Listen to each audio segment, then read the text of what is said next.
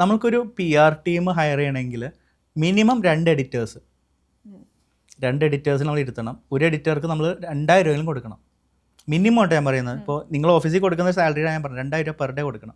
2 പേര് ഇരുത്തി 4000 രൂപ.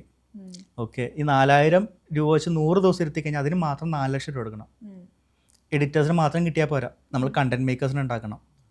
മനസ്സിലായോ? അതിന് നമ്മൾ ഈ ലൈവ് ഫീഡ് റെക്കോർഡ് ചെയ്യണം, കംപ്ലീറ്റ് റെക്കോർഡ് ചെയ്യണം. എത്ര ഹാർഡ് ഡിസ്ക് വേണം എല്ലാ ദിവസവും?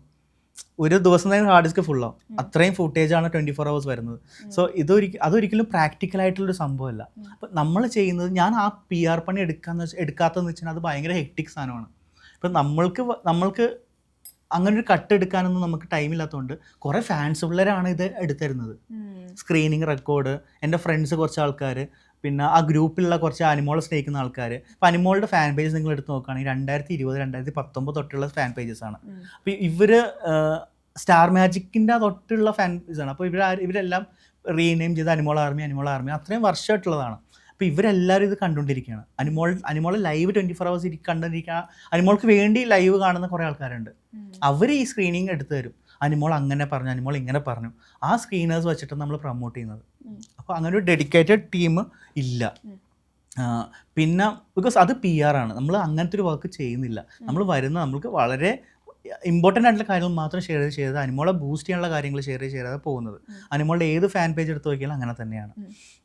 അപ്പോൾ ഇതൊരു സിമ്പിൾ വർക്ക് അല്ല. പക്ഷേ ഏറ്റവും സിമ്പിൾ വർക്ക് എന്ന് പറഞ്ഞാൽ ഈ നെഗറ്റിവിറ്റി വരുമ്പോൾ അത് ഹാൻഡിൽ ചെയ്യുക, അത് ഭയങ്കര ഹാർഡാണ്. ബിക്കോസ് എനിക്കെതിരെ ഇപ്പോൾ ഇന്ന് രാവിലെ ഞാൻ നോക്കുമ്പോൾ എനിക്കെതിരെ ഫുള്ള് ഞാൻ തന്നെ ഉള്ളൂ. എനിക്കെതിരെ ഫുള്ള് ഇങ്ങനെ പോസ്റ്റുകൾ, ഇവൻ എന്താണ്, ആരാണ്, എന്താണ്, മറ്റു PR മാഫിയാണ്, അങ്ങനെ. അപ്പോൾ എനിക്കെതിരെ ഇത്രയും അറ്റാക്ക് വരുന്നുണ്ടെങ്കിൽ, ഇത്രയും വിസിബിളായിട്ട് അറ്റാക്ക് വരുന്നുണ്ടെങ്കിൽ അനിമോൾക്കെതിരെ ഇതിൻ്റെ 100 ഇരട്ടി വന്നിട്ടുണ്ട്. എനിക്ക് വന്നതിൻ്റെ 10-1 പോലും അക്ബറിന് വന്നിട്ടില്ല, അല്ലെങ്കിൽ അനീഷിന് വന്നിട്ടില്ല, അല്ലെങ്കിൽ ഷാനവാസിന് വന്നിട്ടില്ല, പിന്നിക്ക് വന്നിട്ടില്ല, ഒന്നും വന്നിട്ടില്ല. ഇവർക്കൊക്കെ വന്നേക്കുന്നത് പേഴ്സണലി ആരോ പോയിട്ട് മെസ്സേജ് അയക്കുകയാണ്. ഇപ്പോൾ ഒരു PR സ്റ്റണ്ട് ആണെങ്കിൽ അതിനൊരിക്കലും പേഴ്സണലി ഇപ്പോൾ മെസ്സേജ് അയക്കേണ്ട ആവശ്യമില്ല. പേഴ്സണലി ഞാൻ ഒരാളെ മെസ്സേജ് അയക്കുന്നത് എന്തിനാണ്? അയാളെ എനിക്ക് ഇഷ്ടമല്ല, അതെനിക്ക് പ്രകടിപ്പിക്കാൻ അയാളെ നേരിട്ട് പോയി പറയാൻ വേണ്ടിയാണ്. അല്ലാതെ ഒരു PR-നോട് പോയിട്ട് മെസ്സേജ് അയക്കണം എന്ന് പറഞ്ഞു കഴിഞ്ഞാൽ അവരെ തളർത്തേണ്ട ആവശ്യം എന്താ? അതൊരു മണ്ടൻ ലോജിക്കല്ലേ. നമ്മൾ വിസിബിലിറ്റി ഓക്കെ, എന്നാൽ നിങ്ങളെന്നാൽ കമൻ്റ് ഇട് ഇന്നയാൾ മോശമാണെന്ന് പറഞ്ഞിട്ട്. അല്ലാതെ ഒരാളെ DM പോയി ചെയ്യാൻ ഒരിക്കലും ഒരു PR പ്രോത്സാഹിപ്പിക്കില്ല. അതൊരു PR വർക്കേ അല്ല. അത് ആരുടെയൊക്കെയോ ഗ്രഡ്ജാണ് അവർ തീർക്കുന്നു. പിന്നെ ചില അറിയാമല്ലോ, ഇങ്ങനെ കുറേ ആൾക്കാരുണ്ട് ഇങ്ങനെ കമൻറ്റ്, മോശം കമൻറ്റ്. അപ്പോൾ ലാലേട്ടൊരു ഒരു പോസ്റ്റ് ഇട്ടാൽ അതിൽ മോശം കമൻറ്റ് ഇടാൻ ആൾക്കാരുണ്ട്. ഇതെല്ലാം നമ്മൾ മമ്മൂക്കയുടെ PR ആണെന്ന് പറഞ്ഞാൽ എങ്ങനെ ഇരിക്കും? മനസ്സിലായോ? അത് അവരുടെ ജോലി അതല്ല. ഒരാളുടെ ജോലി, ഒരു PR-ൻ്റെ ജോലി അയാളെ ബൂസ്റ്റ് ചെയ്യുക എന്നുള്ളതാണ്, വേറെ ആളെ ഡീഗ്രേഡ് ചെയ്യാനുള്ളതല്ല. ഇപ്പം കൂടുതൽ ആളുകളും പറഞ്ഞത് PR പഠിപ്പിച്ച് വിട്ട പോലെ അവിടെ പോയി പെർഫോം ചെയ്യുന്നു എന്നാണ് ഇപ്പം ഏറ്റവും കൂടുതൽ ആളുകൾ പറഞ്ഞുകൊണ്ടിരിക്കുന്നത്. ഇപ്പം പോകുന്നതിന് മുമ്പ് കുറച്ച് നിർദ്ദേശങ്ങൾ നമുക്ക് കൊടുക്കാം. അതിനകത്ത് നിന്ന് നിങ്ങൾക്ക് എങ്ങനെ കമ്മ്യൂണിക്കേറ്റ് ചെയ്യാൻ പറ്റും?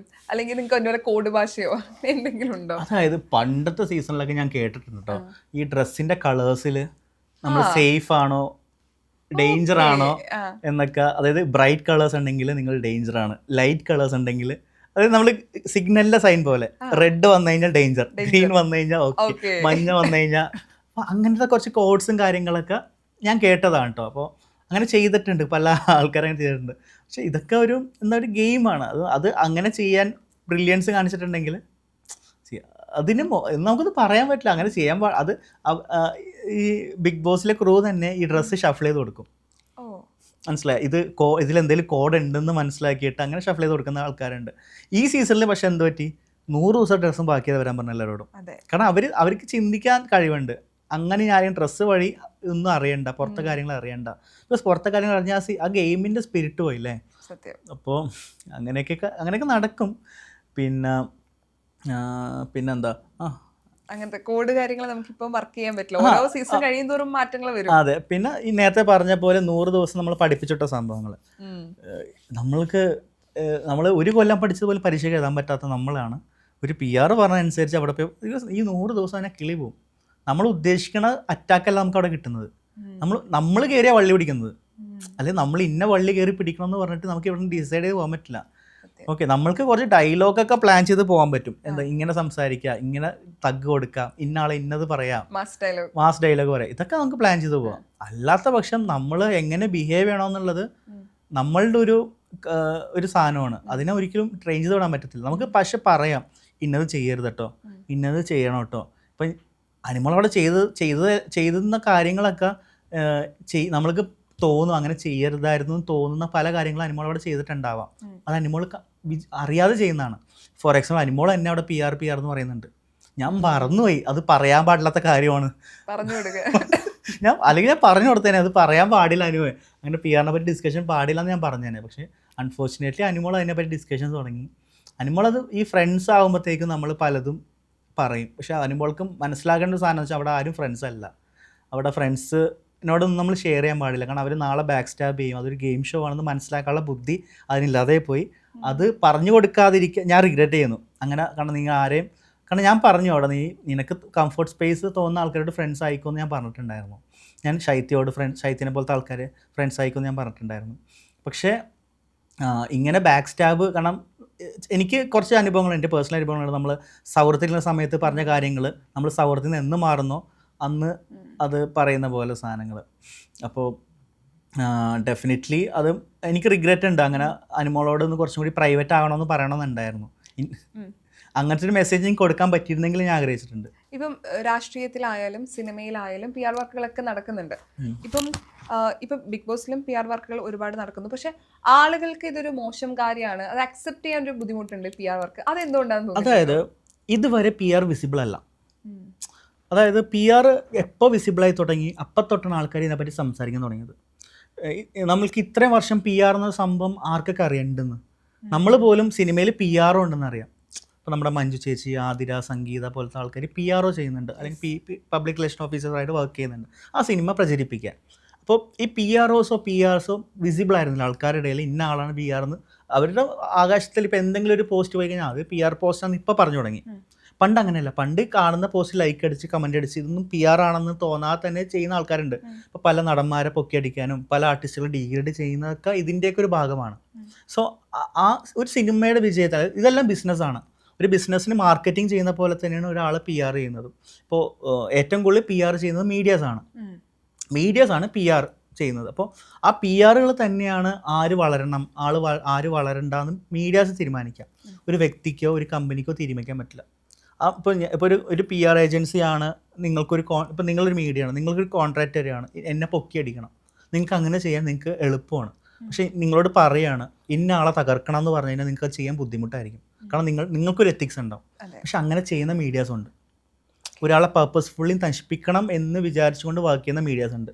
അങ്ങനെ കുറച്ച് മീഡിയാസ് അനിമോൾക്കെതിരെ വർക്ക് ചെയ്യുന്നുണ്ട്, മറ്റുള്ള കണ്ടസ്റ്റൻസിനെതിരെ വർക്ക് ചെയ്യുന്നുണ്ട്. ഇതെല്ലാം ശരിക്കും പറഞ്ഞാൽ ഒരു ബിസിനസ്സാണ്. പിന്നെ ഇപ്പോൾ ഫേസ്ബുക്കിൽ വരുന്ന കണ്ടൻസ് എല്ലാം ഫോർ മണി. അവർക്ക് കമൻസും ലൈക്കും കാര്യങ്ങളും വേണം, ബിക്കോസ് എല്ലാം മോണിറ്റൈസ്ഡ് ആയി. സോ അവർ നോക്കുന്നത് എങ്ങനെയും കുറേ കമൻസ് വന്നാൽ കുറേ കാശ് അടിക്കുക, അല്ലാതെ ഇതാരും പറഞ്ഞു കേൾപ്പിക്കുന്നതല്ല. സോ പി ആർ എന്നോട്ട് വിസിബിളായി തുടങ്ങി അന്ന് തൊട്ട് ആൾക്കാർക്ക് പി ആർ എന്നുള്ള സാധനത്തിന് ഒരു വില്ലനായിട്ട് കണ്ടു തുടങ്ങി. പക്ഷേ പി ആർ എല്ലായിടത്തും ഉണ്ട്, എല്ലാവർക്കും ഉണ്ട്, എവിടെയും ഉണ്ട്. നമ്മൾ എന്ത് കാണുന്നോ, അല്ലെങ്കിൽ നമ്മൾ നാളെ ന്യൂസ് പേപ്പർ എടുത്ത് കാണുന്ന പോലും വേറൊരു ഇടത്ത് നിന്ന് ഒരാൾ ഡിസൈഡ് ചെയ്യുന്ന പല കാര്യങ്ങളുമാണ്. So everything is control by P R. ഈ പി ആർ എന്നൊരു ടോപ്പിക് വന്ന സമയത്ത് ഈ ബിഗ് ബോസ് പോലുള്ള ഒരു ഷോ ഭയങ്കര സ്പോയിലർ ആയി പോയി എന്ന് തോന്നുന്നുണ്ടോ? അതായത് ബിഗ് ബോസ് ഷോൻ്റെ ഏറ്റവും വലിയ സസ്പെൻസ് അതിൻ്റെ എവിക്ഷൻ ആണ്. അപ്പോൾ ഇതിൻ്റെ എവിക്ഷൻ ലീക്ക് ഔട്ട് ആവുന്നതാണ് അതിൻ്റെ ഏറ്റവും വലിയ വില്ലൻ. ഇപ്പോൾ ഞാൻ ഇതിനെപ്പറ്റി സംസാരിച്ച ഒരാളാണ്. അപ്പോൾ നമ്മൾ ഇതിന് എഗെയിൻസ്റ്റാണ്. നമ്മൾ എന്തിനാണ് അത് ആൾക്കാരുടെ സസ്പെൻസ്, ആൾക്കാരൊരു അത്രയും ടെൻഷൻ അടിച്ച് കാണുന്ന ഒരു ടൈമല്ല. ആ ടൈമിൽ ഈ സാധനങ്ങൾ എവിക്ഷൻ ഡീറ്റെയിൽസ് ലീക്ക് ഔട്ട് ചെയ്യുന്നതിനെതിരെ ഏഷ്യനെറ്റ് ഇപ്പോൾ പ്രതികരിച്ചിട്ടുണ്ട്. ബിക്കോസ് ആ ഷോൻ്റെ ഒരു സ്പിരിറ്റ് കളയുന്നുണ്ട്. ഇതിൽ പല ആൾക്കാർ ഇൻവോൾവ് ആണ്. ഈ ഡീറ്റെയിൽസ് പല കാശ് കൊടുത്ത് വാങ്ങുന്ന ആൾക്കാരുണ്ടാവാം, അല്ലെങ്കിൽ ഇത് ലീക്ക് ഔട്ട് ചെയ്ത് പല പി ആർ ടീംസിന്. ബിക്കോസ് ഞാൻ പറഞ്ഞ 25 കണ്ടസ്റ്റൻസ് ഉണ്ട്. 25 കണ്ടസ്റ്റൻസിൽ അനിമോൾക്ക് മാത്രമല്ല ഈ പി ആറും ഒ ആറും ഉള്ളത്. അങ്ങനെയാണെങ്കിൽ അനിമോൾ മാത്രമേ നിങ്ങൾ കാണാൻ പാടുള്ളൂ. നിങ്ങളെ ഏറ്റവും കൂടുതൽ കാണുന്നത് എന്താ? അനിമോൾ ഡീഗ്രേഡ് ചെയ്യുന്ന പോസ്റ്റുകളാണ്. അതല്ലാന്ന് ഒരാൾക്കും പറയാൻ പറ്റില്ല. അനിമോൾക്ക് എതിരെ വരുന്ന പോസ്റ്റുകൾക്കാണ് ഏറ്റവും കൂടുതൽ. ഏത് പേജിൽ നോക്കിയാൽ അനിമോൾ ഡീഗ്രേഡ് ചെയ്യുന്ന പോസ്റ്റുകൾ, അനിമോളെ പൊക്കിയടിച്ച പോസ്റ്റുകൾ. ഞാൻ വേറൊരു എക്സാമ്പിൾ ഞാൻ പറയാം. നമ്മൾ ഡേ 1 തൊട്ടുള്ള പ്രൊമോ നോക്കണം. ആ പ്രൊമോയിൽ താഴെയുള്ളതെല്ലാം അനിമോൾക്ക് എഗെയിൻസ്റ്റ് കമൻസ് ആണ്. ഇന്ന് വരെ ഇപ്പോൾ പോലെ ഞാൻ ഇപ്പോൾ ലാസ്റ്റ് പ്രൊമോ വരെ അനിമോളെ ഡീഗ്രേഡ് ചെയ്യുന്ന പ്രൊമോ വന്നേക്കുന്നത്. അനിമോൾ എന്താണ് ഓവർ ക്യൂട്ട്നെസ് എന്നൊക്കെ പറഞ്ഞിട്ട് അതിൽ പോലും അനിമോളെ ചീത്ത വിളിച്ചുകൊണ്ടിരിക്കുകയാണ്. ഇതിലെവിടെ പി ആർ അവർക്ക്? അതുകൊണ്ട് ഈ കമൻറ്റ്സ്, അപ്പോൾ ഈ കമൻറ്റ് ചെയ്യുന്നത് ആരാണ്? ആരുടെ ഫാൻസാണ്? അപ്പോൾ എല്ലാവരും ബ്ലെയിം ചെയ്യുന്നുണ്ട്. അവർക്കെതിരെ എന്തെങ്കിലും ആരെങ്കിലും ഒരു പേഴ്സണൽ മെസ്സേജ് അയച്ചു കഴിഞ്ഞാൽ അത് അനുവിൻ്റെ ആൾക്കാരാണ് എന്ന് പറയുന്നുണ്ടെങ്കിൽ ഈ കമൻറ്റ് ചെയ്യുന്ന ആരൊക്കെയാണ്? അത് നമ്മൾ ക്ലെയിം ചെയ്യണം. അനീഷിൻ്റെ ആൾക്കാരാണെന്ന് ക്ലെയിം ചെയ്യണോ? അക്ബറിൻ്റെ ആൾക്കാരാണെന്ന് ക്ലെയിം ചെയ്യണോ?